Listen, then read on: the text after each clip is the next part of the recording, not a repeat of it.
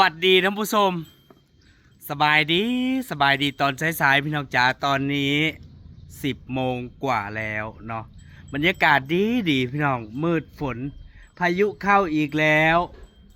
มื้อนี้ก็เป็นมื้อที่3เลยพี่น้องที่ฝนตกมื้อนี้ตกแต่เช้าเนาะทั้งกะเช้านี่แต่ว่ามื้อนี้ก็ตกแห้งเด้เมื่อวานนี่ก็ฝนตกปล่อยๆตกเกือบเบิดมื้อพี่น้องบ่มีก็หังก็มาตาขึ้นบ้านใหม่เขาเจ้าขึ้นบ้านใหม่เขาเจ้าแจกลอตเตอรี่นี่ปกติบ่มีเป็นคนที่บ่เคยซื้อลอตเตอรี่เด้ไปเฮ็ดงานอยู่ไทย13 ปีเคยซื้อลอตเตอรี่แค่2-3 ครั้งเองแต่ว่าก็เคยถูกเนาะขนาดบ่มักซื้อหวยซื้อลอตเตอรี่แต่ว่าเคยถูกรางวัลเลขท้าย2 ตัวตอนนั้นบ่ค่อยได้ซื้อเลขซื้อหวยเนาะแต่อันนี้เขาเจ้าแจกให้ซื้อของหน้าเล็กเพิ่นมาแต่ไทยพุ่นล่ะมาขึ้นบ้านใหม่แต่เพิ่นแจกเพิ่นมาปีนะเพิ่นก็แจกเนาะแต่ก็บ่ได้ถือแต่รอบนี้บ่แน่เด้ยังอีกบ่กี่มื้อไม่แน่นะจ๊ะอาจจะถูกรางวัลที่1บ่ได้หวังปานนั้นหรอก3 ตัวก็พอแล้วเนาะมีรุ่นเจ้าของแผงลอตเตอรี่มาแจกเองพอฝนตกแล้วอากาศดีอากาศเย็นนี่พี่น้องค่อนข้างหนาวเมื่อวานนี่ก็ฝนตกลิ้นว่าลมพร้อมเนาะนี่มื้อนี้ก็ตกแห้งอยู่แต่มื้อนี้ตกแต่เช้าแต่เมื่อกี้ก็ยังปล่อยๆอยู่เด้อากาศก็เย็นลงบรรยากาศก็ดีต่อไปก็หญ้าก็สีเขียวขจีเต็มทุ่งนากระบงบอกถึงหอดฤดูทำนาอีกแล้วพอเดือนเมษาก็สิเบิดแล้วอากาศเย็นหนาวฝนก็ตกพอค้าขายไอติมก็ยังออกคือเก่าหยุดบ่ได้สบายดีพี่น้องมื้อนี้มีงานเพิ่นก็เลยออกเนาะมื้อเช้านี่ก็ของแม่น้องเหมยออกแต่เช้าถังหนึ่งเนาะเต็มถังเขาเจ้าจองขึ้นบ้านใหม่งานบ้านใหม่เขาเจ้าเนาะพอดีมีแขกมาจากไทยน่ะเกือบ60 คนหลายรถตู้อยู่เพิ่นเลยเมาไอติมแม่น้องทำถังหนึ่งมื้อนี้ก็ขึ้นบ้านใหม่มีหมอลำมื้อแรงเพิ่นสิไปขายอยู่งานเนาะบ่แน่เขาเจ้าของบ้านอาจสิเมาแจกขอให้มันหมานนะจ๊ะเฮงอุดหนุนเด้อพี่น้องอุดหนุนเด้อบ้านเสียต้อยค้าขายทำมาหากินพี่น้องซอยพ่อใหญ่เด้อหน้าบ้านกะสุ่มเย็นดอกคูณหน้าบ้านเหลืองอลามเดือนเมษา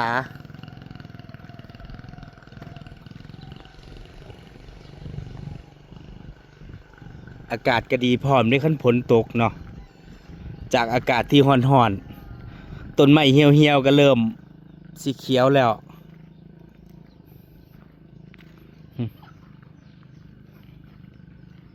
บ่อนใดที่มีกบมีอึ่งเขาเจ้าก็ไปไต่กบเด้เมื่อวานเนี่ยเขตอื่นน่ะตกแห้งจนน้ำแบบน้ำไหลอ่ะเนาะน้ำเต็มให้เต็มคันอ่ะแต่บ้านบ่มีก็ยังตกบ่ค่อยแห้งฝนตกแบบนี้ถ้ามันตกต่อเนื่องจักหลายมื้อนี่เฮ็ดออกเด้พี่น้องเนาะแต่ว่าช่วงนี้เฮ็ดบดออกนี่ปกตินะนี่ก็ออกอยู่เนาะเฮ็ดบด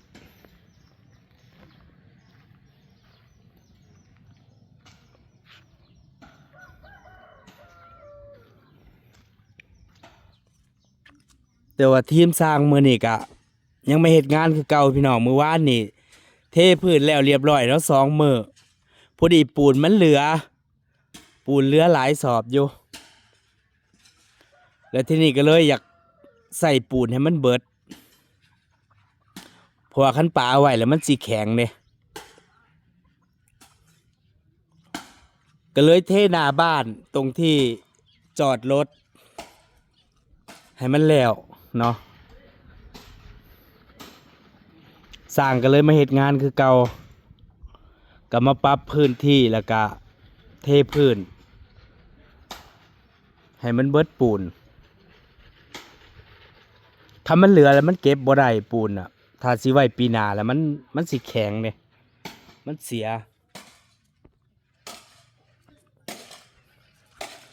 ทีมสร้างลุงเลินเหมือนเดิมแท้จริงนะมื้อนี้นะว่าสิออกไปเบิ่งกระเบื้องกับสาววันเพิ่นออกไปเบิ่งแล้วก็อยากฮู้ราคาพร้อมสิได้ฮู้แล้วก็บางทีก็อาจสิปูกระเบื้องต่อหรือจังใดเนาะแต่ยังบ่ทันฮู้รายละเอียดต้องไปเบิ่งก่อนว่าสิราคาเท่าใดประมาณไหนมันก็มีหลายเกรดหลายราคาแล้วก็มีหลายหน้าเนาะหน้า30 40 50 60พุ่นปูนก็เหลือหินทรายก็เหลือก็เลยปูต่ออีก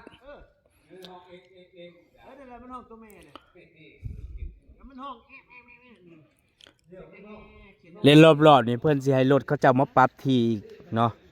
ปรับให้มันต่ำลงก็เท่ากับพื้นข้างล่างพุ่นแล้วก็เพื่อสิได้เทนปูนรอบๆบ้านอีกที่หนึ่งเนาะแต่ว่าสิบ่เฮ็ดต่อกะก็เฮ็ดไปเรื่อยๆเล็กๆน้อยๆมันก็บ่ได้มีหยังแล้วเหลือแต่เทรอบๆข้าง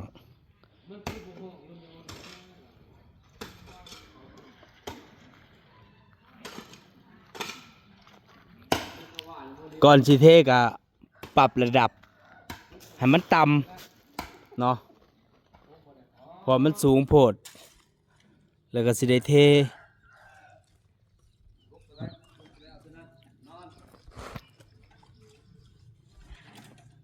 อันนี้จะเป็นที่จอดรถ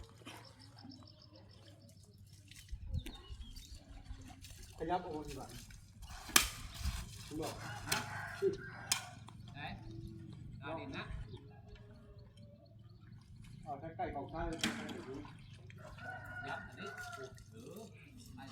นี่ก็พี่เนาะได้แล้วมันทำไงเห็นนะตัวมันอันตราย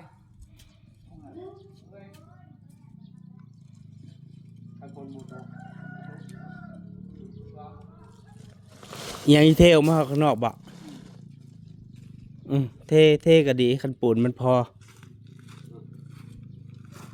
ตอนแรกนะยันปูนมันบ่พอ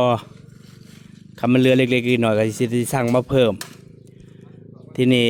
เราว่าปูนมันสิเหลือคันเหลือก็สิได้เทเพื่อไว้ออกมาด้านนอกตอนแรกว่าสิเทแค่อันเสานี่เสาเล็กมาหาเสาเล็กนี่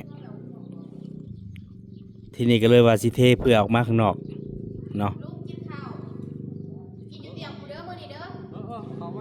เอาได้เวลากินข้าวเที่ยงตีสร้างนี่นะ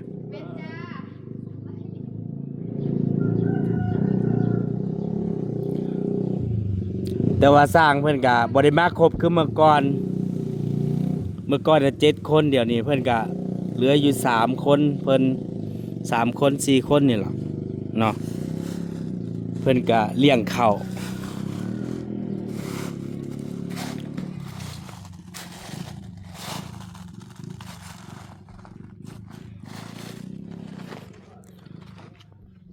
สรุปก็สิได้เทออกมาอีก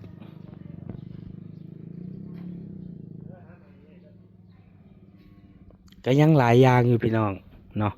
ประตูใหญ่อันนี้ก็ยังบ้านแล้วเขาเอามาอยู่เรื่องของเรื่องถ่ายเฮ็ดอย่างหนึงแหละอีกอย่างหนึ่งแล้วมันสิบ่ได้เฮ็ดพอเงินเพิ่นมันมีแค่นี้เนาะเพิ่นก็เลยเฮ็ดเอาตรงนี้ก่อนนี่คือถือเขาเหยียบมันเสก็ยุบมาเลย จังว่าอยากพากันไปเบิ่งกระเบื้องแต่ว่าฝนก็ตกสีงามเด้อสีเนี่ยมันบ่มนบ่มองเห็นว่าที่พุ่นถือกับบ่มนนะของไทยโอ้สีแจ้งมันสีมนบ่ก่อยสีแดงๆเลยอันสีมันมนเป็นมันสิบ่มนบ่เปื้อนเดี๋ยวเบิ่ง อยู่ในบ้านคุณยายเลยกระเบื้องขาวๆแดงๆนะครับขี้ฝุ่นแดงๆนะบ่ฮู้เลยว่ามันมีขี้ฝุ่น นั่นแหละคือว่าถึงบ่ได้กวนก็เลี้ยวเบิ่งก็คือธรรมชาติ โอ้ยบัดนั่งลงไปบัดย่าง ยังระยะ กินเบิ่ง ยังระยะ แต่ส่วนใหญ่กระเบื้องเขาเจ้ากับ ไปทางไหน เป็นสียอดฮิตก็จะเป็นสีขาวเนาะหรือเป็นลายหินอ่อนอย่างสิเดี๋ยวพังเบิงพี่น้องคันฝนบ่ตกบางทีก็สิออกไปเบิงกระเบื้อง ไปดูกระเบื้อง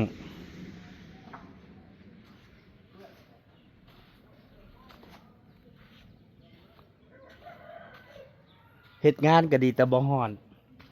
บ่แดด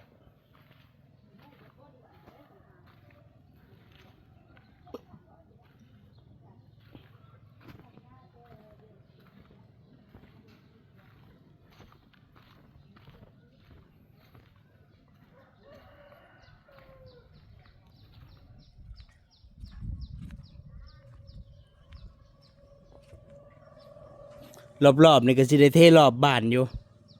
เทออกมาประมาณ2 เมตร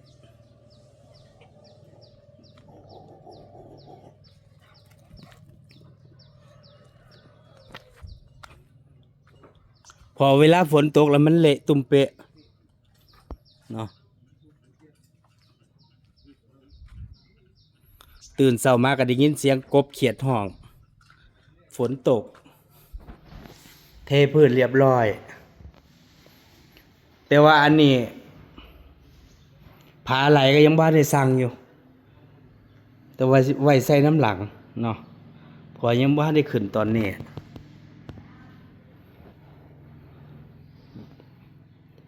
เท2 มือแล้ว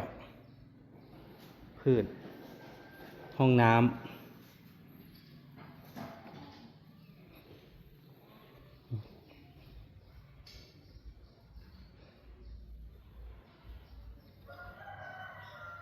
ส่วนนี้เขาเจ้าก็ขึ้นบ้านไม่หลายเด้อ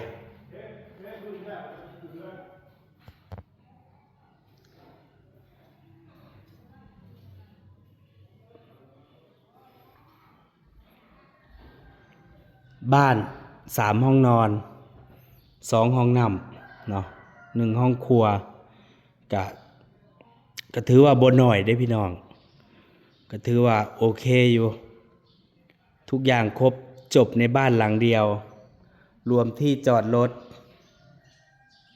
ก็เฮ็ดเพื่ออนาคตไว้บ่ต้องไปเฮ็ดหลายอย่างเนาะบางคนได้เฮ็ดบ้านแล้วล่ะก็มาเฮ็ดน้ำหลังเฮ็ดต่อออกข้างหน้าต่อออกข้างหลังต่อออกข้างๆสิพอเฮ็ดหลายอย่างแล้วมันสิเสียรูปทรงของบ้านเด้คันเฮ็ดแล้วคือมันจบในรอบเดียวแล้วคือมันแบบมันก็ทรงนั่นเลยเนาะถ้าไปต่อเติมเรื่อยๆแล้วมันก็กลายเสียทรงของบ้านมันก็สิกลายเป็นขี้ลายสร้างได้พักเที่ยงกินข้าวเลยพี่น้องแท้จริงนะห้างก็11 โมงกินข้าวแล้ว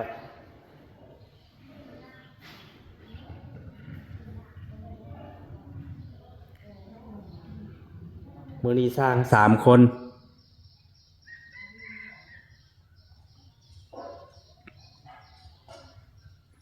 เพื่อเลี้ยงข้าว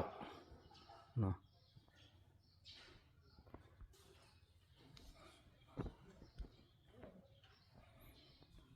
เทพื้นเจ็ดไปอีกงานหนึ่งห้องนอน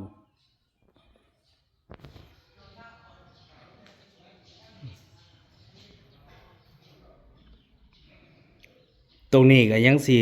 ตรงนี้เป็นที่ติดทีวีเนาะก็สิตกแต่งอย่างอยู่เพราะตรงนี้เป็นห้องโถงห้องรับแขกแต่พอเราแต่งแล้วหรือว่าใส่กระจกใส่ผ้าม่านนู่นนี่นั่นเข้าไปมันก็สิงามเองแหละเนาะเพอบ้านยังบ่ทันได้แต่งมันก็สิประมาณนี้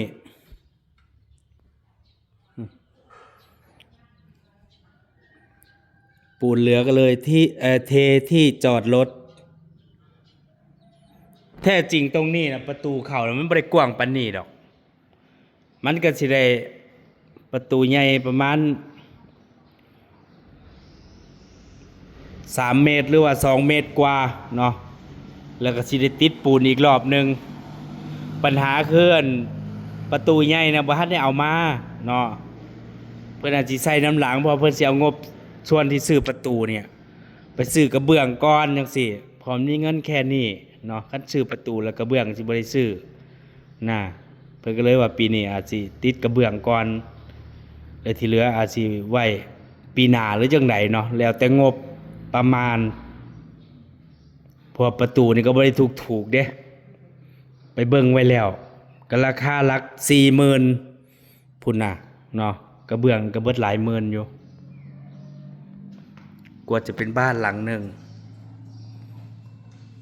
มันก็บ่แม่นง่ายเด้จะดีแต่เพิ่นก็ยังบ่ทันได้เป็นหนี้เป็นสินบ่ทันได้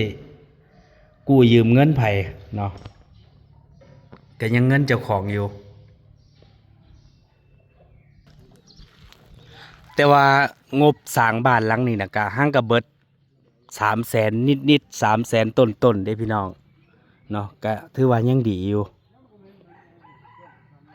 ผู้ใดที่สร้างน้ำหลังนี่ก็เบิดหลาย